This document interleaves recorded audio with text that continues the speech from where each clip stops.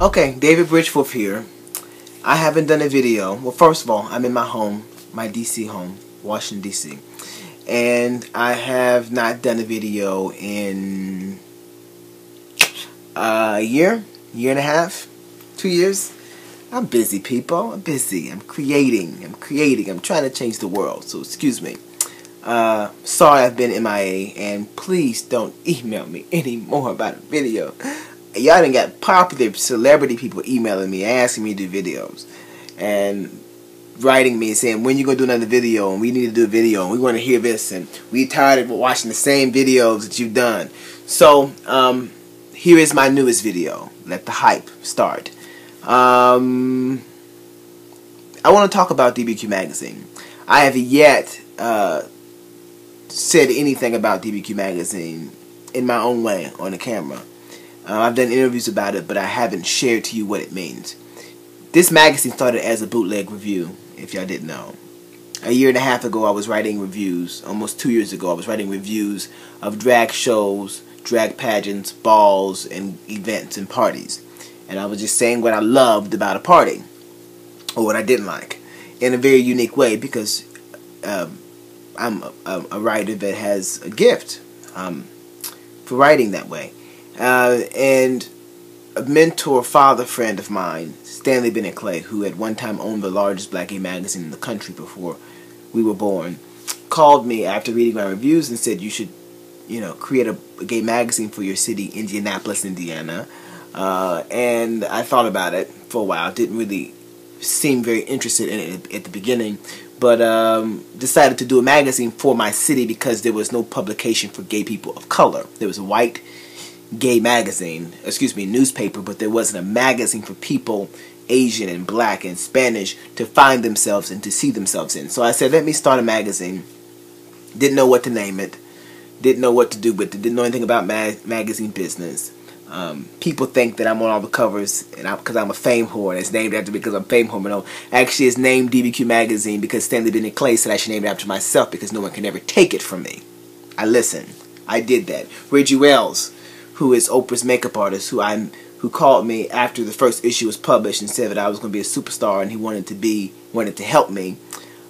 He's the one that said I should be on every cover, because there are magazines where they put other people on the cover, but if I do a magazine like that, then I'm competing against them. And he said, go not where the path may lead, but go where there is no path and leave a trail. So you find me on the covers of DBQ Magazine. And to do something different. He says, stop thinking like everybody else. Do something different. So, today, you have a magazine that is in 30 cities in the country. And that is the hottest new black gay magazine, or magazine for people of color, gay people of color in the country. But it all started with me writing about what I loved. And today, it is about the things in the gay world that I love. And people call the Oprah magazine for gays. It started with this cover, with me and Tyree Rudolph, the woman from Trey Songz's music video, Love Faces, and she's now in Common's new music video. It's a very dear friend of mine, one of my best friends. We did that, and no one was expecting a magazine that was, like this. They thought I was going to publish some bootleg pamphlet, and I didn't do that because I raised thousands of dollars and said I was going to do this, and I brought the real deal. And so that became popular in one issue. It's in 9 cities when it was only supposed to be in Indianapolis. It became in 9 cities in one issue. By the second issue, DBQ here, this was in 9+ cities, and was in Atlanta for Atlanta Pride, and shut down our Facebook, and we had to add Facebooks because this was so popular. Then Reggie Wells and Stanley Bennett Clay, who are my gay fathers. I want to talk about how my gay fathers and their stories.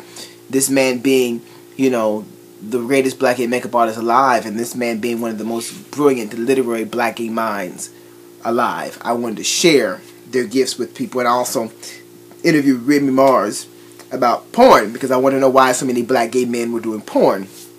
So I have a very interesting interview in here called Conversations with a Professional Bottom, which gave our ratings, took us to the sky. They said, I cannot believe he put those pictures in there, and I cannot believe he asked Remy Mars this, because that's the kind of magazine I wanted. I wanted something that was going to make you think differently about your life. Something that was going to offend you in ways, shock you, smack you out of your stupor, and say, what is going on? I wanted you to open it up slowly and shut it real quick, and then open it up again, because it's that hooking.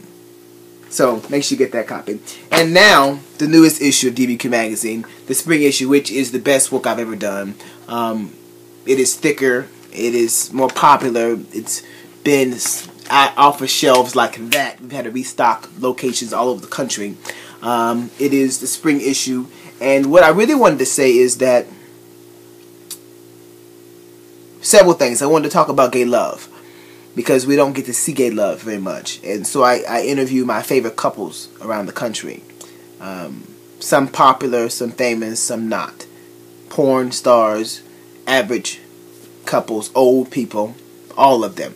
And then I want to talk about how we have the power to take our lives in our hands and reinvent it. I'm in Washington, D.C. A year ago, I was a popular personality on TV and in the gay community in Indianapolis, Indiana, a small, minute city. Conservative at that. And now, in some way, and I say this not to impress you, but to press upon you the possibilities that I have arrived to a national audience with over 20,000 readers online and in print. And I am being myself. And nothing that I could have done could have created that. I believe God can dream a dream bigger than you can ever dream for yourself. And so in this video, I just want to say this, that read DBQ Magazine, of course, because it's created for you. It's a magazine that was shaped and faceted by someone who was in their 20s, but my brain is, I think I'm 80 up here. And I partnered the beauty of being good looking and gorgeous and popular with being sophisticated, brilliant, and meaningful. And I brought those two together, and I created a magazine that gives you what you want and what you need at the same time. A magazine that advances you as well as makes you feel good about yourself. That's provocative, that talks about all the things we talk about with our friends, whether it's sex or fashion or being better or changing how we see ourselves in our world. All of that is in a magazine called DBQ, David Bridgeforth Quarterly. It comes out 4 times a year, and it brings everything you love in the gay world, and it brings it to you.